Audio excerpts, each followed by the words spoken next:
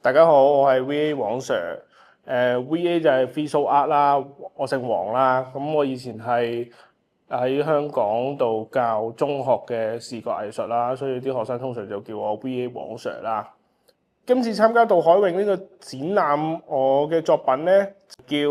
越境犯罪，即係渡海泳以前都係大家喺唔同地方遊過嚟香港，諗住想落地生根，但係今次咧，我哋又從香港出發去咗其他地方，我做呢個嘅所謂越境犯罪嘅一個行為。咁本身咧，呢套作品咧係從我之前有一套作品叫我在老地方等你啦，係將一啲香港嘅一啲以前嘅示威嘅場景，將佢清空咗，冇晒啲血腥啊、暴力啊、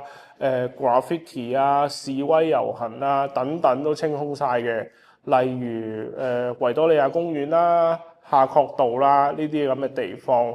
咁今次咧，我就將呢套嘅作品咧就印咗出嚟。咁喺過去一年咧，咁我去咗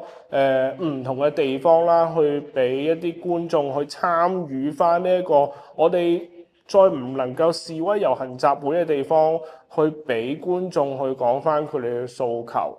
咁呢套作品咧都曾經去過英國啦，去過荷蘭啦、台灣啦，唔同地方去俾當中嘅 local 嘅市民去講翻自己嘅